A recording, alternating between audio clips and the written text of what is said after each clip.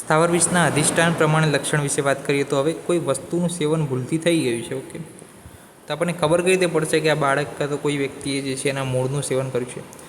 તો એના સિમ્ટમ્સ ઉપરથી ખબર પડે કે જો મૂળનું સેવન કર્યું હશે તો ઉદ્વેષ્ટન એટલે કે એના ક્રેમ્પ જોવા મળશે. પ્રલાપ એટલે કે ઇનરિલેવન્ટ ટોકિંગ કરતો હશે. અને મોહ તો કે એને જે વસ્તુ છે એ વસ્તુ દેખાશે નહીં, અને જે વસ્તુ નથી એ વસ્તુ દેખાય, મોહ થાય. ઓકે, તો એ મૂળ જ્યારે કોઈ વનસ્પતિના ખાઈ લીધા હોય વિષકારી, ત્યારે આવી ઇફેક્ટ જોવા મળે. પછી પત્ર જો વિષ લીધેલું હોય તો જૃંભા એટલે કે બગાસા, અંગુદ્વેષ્ટન એટલે કે આમ નથી અંગળાઈઓ લેતા એવું થાય, અને શ્વાસ જે છે એને ચડે છે. ઓકે, તો જ્યારે પત્રનું વિષ લીધું હોય ત્યારે. જ્યારે ફળનું વિષ લીધું હોય ત્યારે, જ્યારે ફળ ખાધું હોય તો મોઢામાં લીધું હોય તો મોઢામાં મુખ સોફ, પછી દાહ અને ભૂખ પણ ના લાગે. પછી પુષ્પ, તો પુષ્પને શું કર્યું હોય? સૂંઘ્યું હોય. સૂંઘ્યું એટલે કે એર એટલે કે વાત, તો વાતમાં અધમાન પણ આવે, છડતી પણ આવે અને મોહ પણ આવે.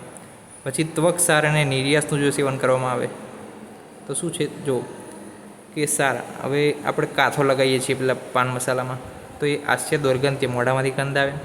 પછી પોરુષતા એટલે કે જે છે ડ્રાયનેસ થાય માથને. અને શિરોરોગ તો કે એ લોકોને હેડેકની પણ પ્રોબ્લેમ હોય છે.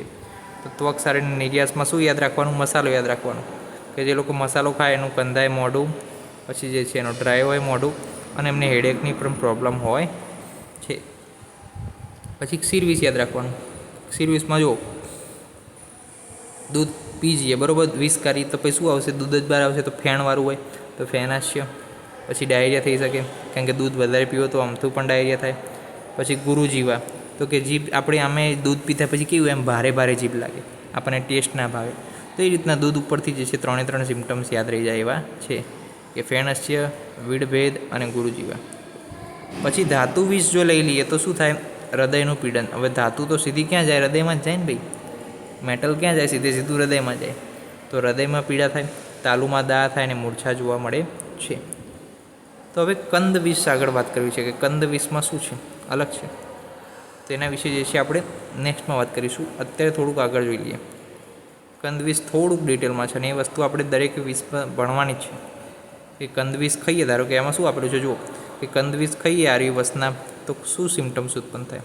પછી પાલક ખાઈએ તો આ ઉત્પન્ન થાય, કરદમ ખાઈએ પણ એટલું બધું ઇમ્પોર્ટન્ટ છે નહીં, એટલે હાલ આને આપણે કરીએ છીએ, સ્કીપ કરીએ છીએ. તો નેક્સ્ટથી તો કરવી જ નહીં. બધા જે છે ડિઝીઝ પ્લાન્ટ શરૂ થાય છે, કે જેની અંદર વિષકારી કયો ગુણ છે, કઈ કઈ ઇફેક્ટ ઉત્પન્ન થાય છે એના વિશે માહિતી મેળવીશું. કાં તો પછી દૂષી વિષ અને ગરવિષ વિશે માહિતી મેળવીશું. ઓકે, તો આટલું જ આજે રાખો, કે અધિષ્ઠાન પ્રમાણે કયા કયા લક્ષણ જોવા મળે. નેક્સ્ટ લેક્ચરમાં મળીશું. જય હિન્દ, જય ભારત, જય ધન્વંતરી. નમસ્કાર.